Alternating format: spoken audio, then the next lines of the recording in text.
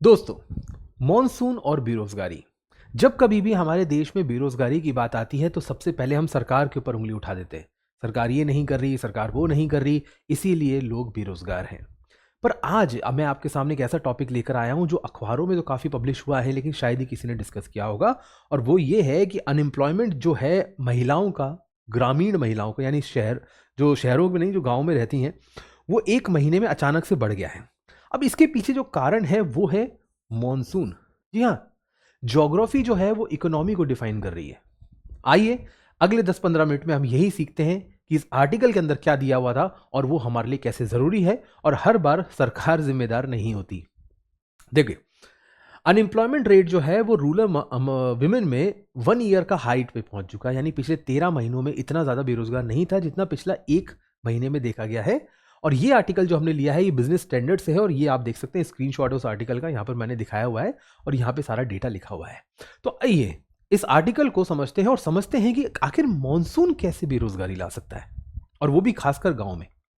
देखो, ये टॉपिक हमने इसलिए लिया है क्योंकि जो रोजगार या बेरोजगार या जो अनएम्प्लॉयमेंट एम्प्लॉयमेंट है, ये दोनों ही आपके प्रीलिम्स और मेंस दोनों के सिलेबस में इंपॉर्टेंट है। देखो, यहां पर लिखा है poverty, social sector initiative, demography, इन सभी में इंप्लॉयमेंट रिलेटेड क्वेश्चंस आपके पूछे जाते हैं। और मेंस के सिलेबस में तो सीधा सीधा पूछ लिया है एम्प्लॉयमेंट के ऊपर। तो दोनों ही प्रीलिम्स हो या मेंस, हमारे लिए ये टॉपिक बहुत ज़्यादा ज़रूरी हो जाता है। और हाँ, सिलेबस ओरिएंटेड पढ़ाई नहीं करोगे तो फिर क्यों करोगे। एक बार इस क्वेश्चन को देखिए, 2020 का ये प्रीलिम्स का क्वेश्चन है, और यहां पर उन्होंने सीधा सीधा पूछा हुआ है कि रूरल क्षेत्र में कितना परसेंटेज है, रूरल एरिया में नॉन फार्म इकोनॉमी कितनी है, रूरल एम्प्लॉयमेंट पिछली बार घटा है बढ़ा है। बिल्कुल सीधा सीधा जवाब, बिल्कुल सीधा क्वेश्चन 2020 कोविड के पहले का। तो भाई जब यूपीएससी ये सब पूछ रहा है तो हम क्यों नहीं पढ़ रहे यूपीएससी के लिए? तो हमें भी तो ये चीज यूपीएससी के लिए पढ़नी चाहिए ना। क्या पता यहीं से कोई क्वेश्चन फंस जाए।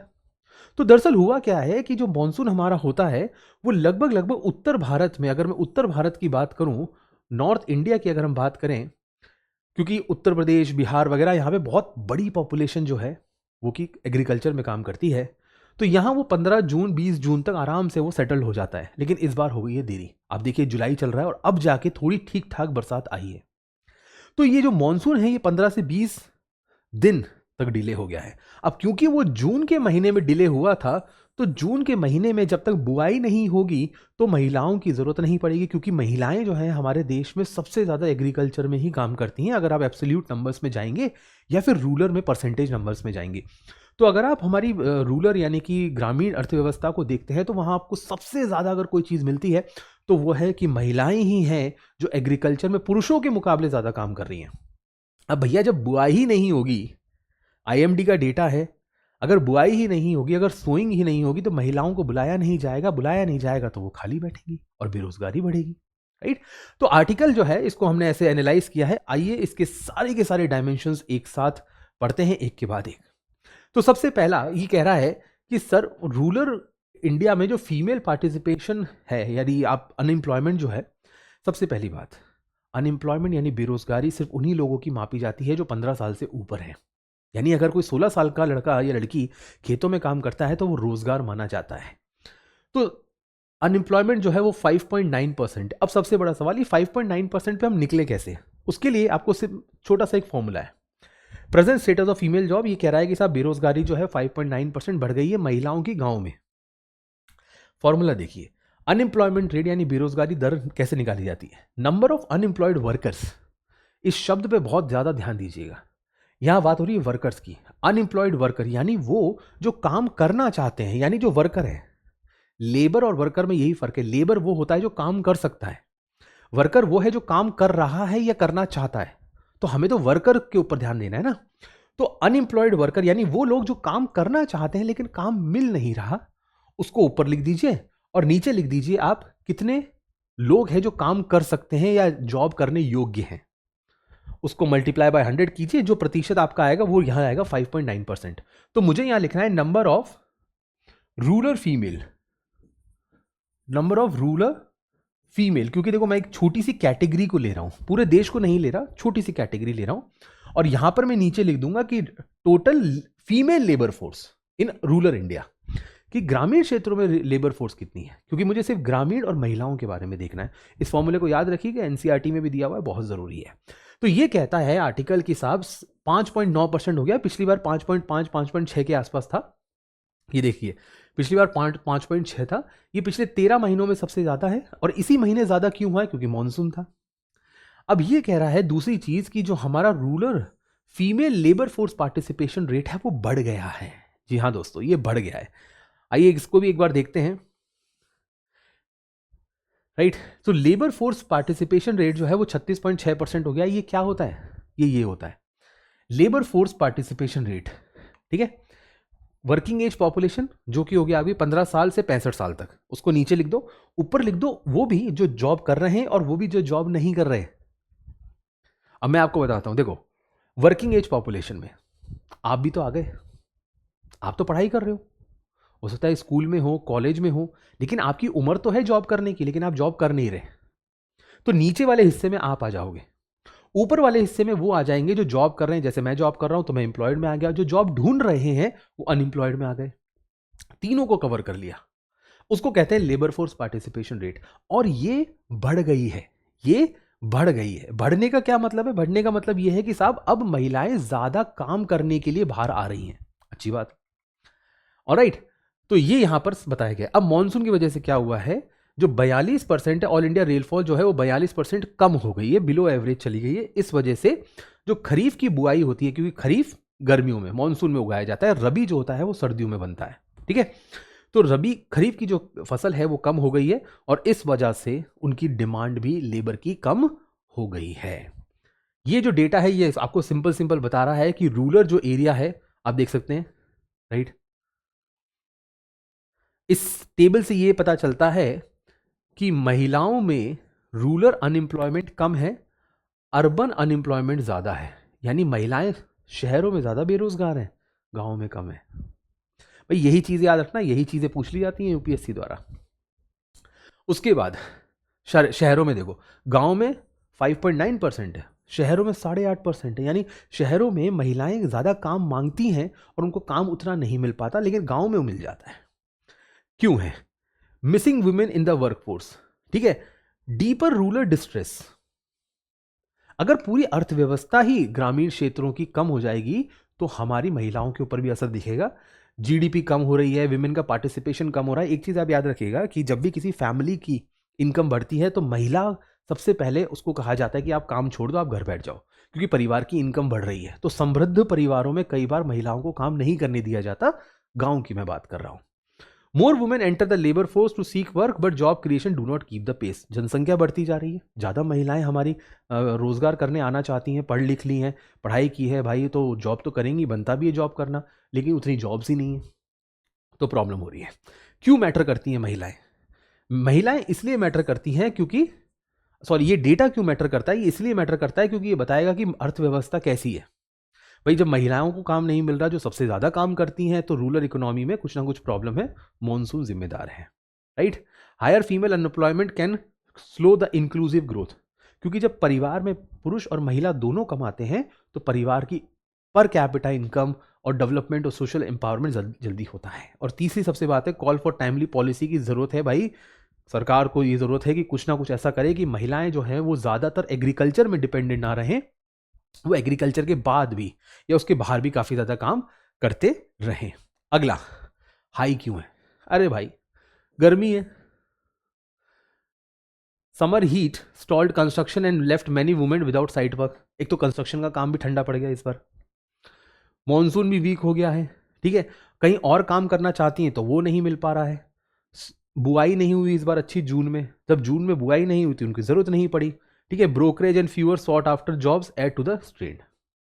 अब ये प्रोसेस समझो, कम बुआई हुई, सिंपल सी बात है भाई, नॉर्मल केस जो पिछली साल हुआ था। अर्ली एंड गुड मॉनसून आ जाता है, मॉनसून बढ़िया आ जाता है, पिछली साल बहुत बढ़िया मॉनसून आया था।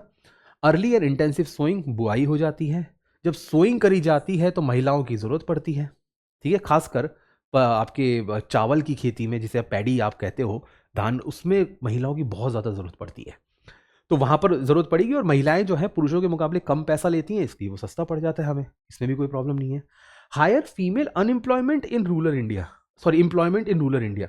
अब क्योंकि ज़रूरत ज़्यादा है, डिमांड बढ़ती है, तो जैसे ही डिमांड सप्लाई से ऊपर होता है उनकी ज़रूरत बढ़ जाती है, बात खत्म, बेरोजगारी अपने आप कम हो जाती है। लेकिन इस साल क्या हुआ, इस साल आपका मॉनसून एक तो डिले हो गया, उसके बाद वो कमज़ोर भी है, लेट और लेस बुआई हुई है, सोइंग लेस हुआ है, लेट भी हुआ है, less need for female labour, महिलाओं की ज़रूरत ही नहीं पड़ रही, आधे से ज़्यादा काम पुरुषों ने कर लिया है या फिर घर के ही लोगों ने कर लिया है।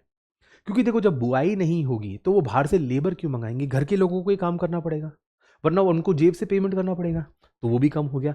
Higher female unemployment in rural India, right, higher female unemployment, बस यही तो आर्टिकल में दिया हुआ था जो हमें पढ़ना था। अब क्या रीजन है और क्या रीजन हो सकते हैं हमारे देश में कि महिलाएं जो हैं वो बेरोजगारी की तरफ बढ़ती चली आ रही हैं। सोशल और कल्चरल नॉर्म्स, तुम औरत हो, घर पे बैठो, काम नहीं करोगी। अनपेड केयर वर्क, घर के बहुत सारे काम हैं जो महिलाएं करती हैं, अगर आप किसी और से करवाओगे, जैसे खाना बनाना, बच्चे संभालना या जो भी है, किसी और से कराओगे तो पैसे लगेंगे, वो कैलकुलेट नहीं होता। लैक ऑफ सूटेबल जॉब्स, महिलाओं की ज़रूरत के हिसाब से जॉब्स अवेलेबल नहीं हो पाती। सेफ्टी एंड मोबिलिटी कंसर्न, खासकर शहरों में महिलाओं को उतना सेफ एनवायरनमेंट नहीं मिल पा रहा जितना कि उन्हें मिलना चाहिए जॉब करने के लिए। महिलाओं को पुरुषों के मुकाबले कम पैसा मिलता है तो वो वैसे भी जॉब की तरफ नहीं भाग रही। ऑक्यूपेशन सेग्रीगेशन है, हर जगह हर ऑक्यूपेशन में आपको ये नजर आएगा कि वो मेल डोमिनेटेड है। मैरिज और चाइल्ड बर्थ हो जाता है, जैसे ही शादी हुई वैसे ही अधिकतर महिलाएं खासकर गांव में जो भी काम कर रही थी वो छोड़ देती हैं, बच्चे के बाद भी काफ़ी छोड़ देती हैं, ये भी सोशल नॉर्म है। स्किल मिसमैच, और ये तो पुरुषों और महिलाओं दोनों में देखा गया है कि जिन पुरुषों में या महिलाओं में स्किल्स की कमी थी वहाँ उनको जॉब नहीं मिल पाई। And the last one is rural constraint, जो हमारे ग्रामीण क्षेत्र के अलग सोशो इकोनॉमिक रीजंस होते हैं और वो एक अलग परिवेश देखा गया है।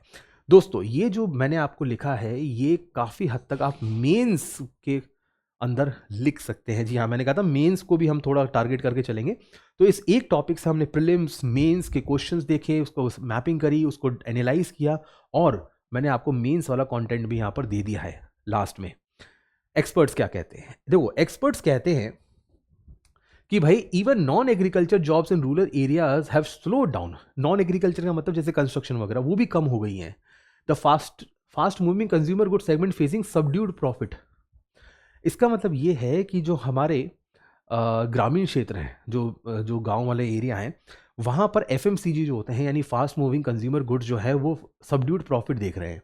वहाँ पर उन्हें कम लोगों की ज़रूरत पड़ रही है, वो कम हायर ज़्यादा नहीं कर पा रहे, कंस्ट्रक्शन वाले ज़्यादा हायर नहीं कर पा रहे। ये सारी की सारी चीज़ें यहाँ पर, जैसे कैनरा बैंक के चीफ इकोनॉमिस्ट हैं, इन्होंने ये कहा है। क्या करें, देखो पूरा यूपीएससी का आंसर बन गया। सबसे पहले टाइमली मॉनसून सपोर्ट इरिगेशन, भाई जब अगर मॉनसून से पानी नहीं मिल रहा तो इरिगेशन प्रोवाइड करवाओ।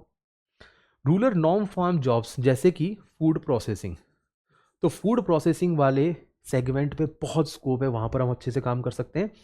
Safe accessible local employment generate किया जाना चाहिए, आईटी सेक्टर हो सकता है, रूरल टूरिज्म वगैरह हो सकता है, एमजी नरेगा या फिर वो जो विकसित भारत जी राम जी स्कीम आ रही है उसको भी अच्छे से एम्पावर्ड करेंगे, तो स्ट्रेस जो क्रिएट हुआ है रूरल इकोनॉमी में वो खत्म हो जाएगा।